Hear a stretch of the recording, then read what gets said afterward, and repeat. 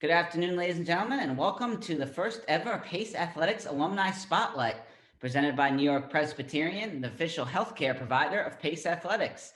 Today, I'm joined by Damian Salvati, a 1987 Pace graduate, a member of the Pace men's lacrosse team. Damian, thank you very much for joining us. Thanks for having me. It's an honor.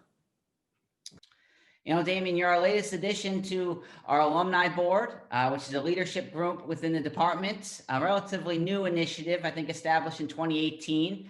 It's a group that's going to kind of help our student athlete experience, enhance the student athlete experience, and help our student athletes, excel as they go through their PACE career. I guess my first question for you is, why do you want to be involved with the alumni board, and what do you think you're going to get out of it? Well, Jim, I got involved because as I end my professional career, I look back and I think about where it all started. And it all started really at Pace University.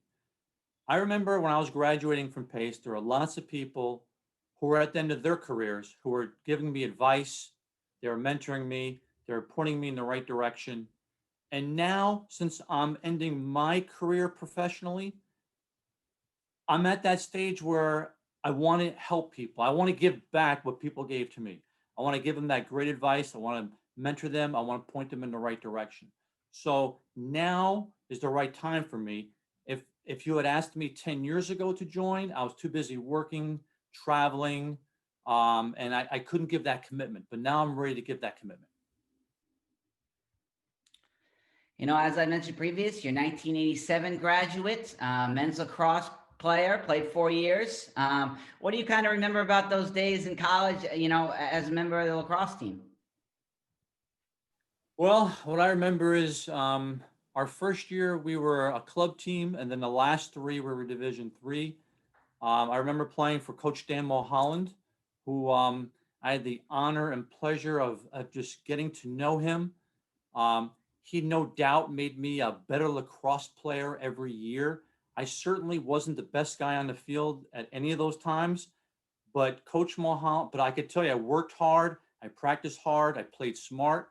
Coach Mo Holland gave me that confidence by putting me in those situations, and I in turn I think gave him the confidence back.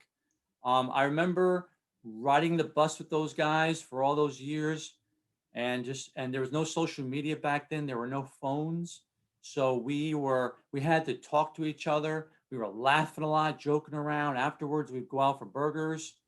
Um, and that's what I have such fond memories of, is riding the bus with those guys and just laughing and just carrying on and just getting to know each other.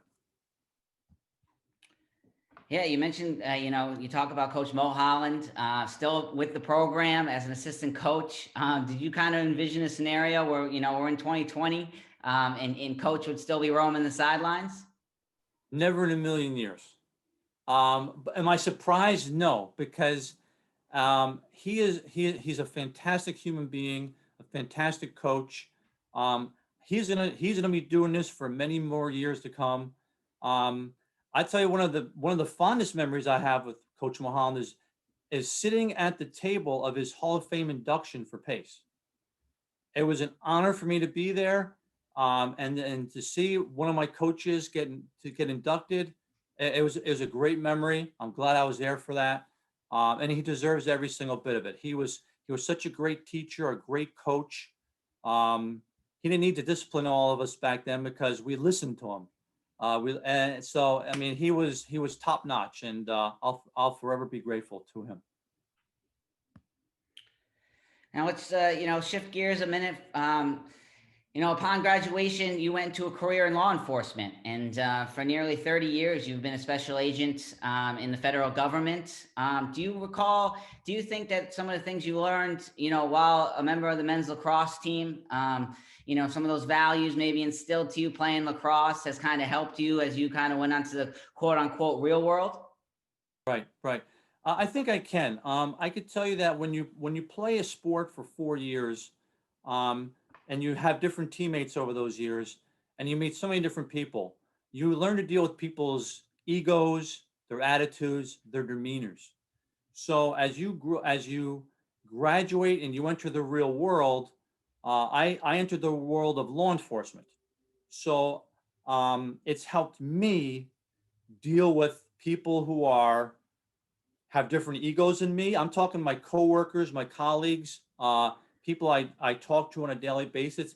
It's made me a better interviewer, a better agent, a better person, because I've had that experience of dealing with different egos, attitudes, and everything for all that period of time, where I could bring that into the real world with me and make any kind of adjustment I need to. Because I remember I dealt with a guy like this on my lacrosse team, or an opponent or somebody. It's like, sure, this is what he needs, this is what he wants, this is what he needs. So I can deal with it that way.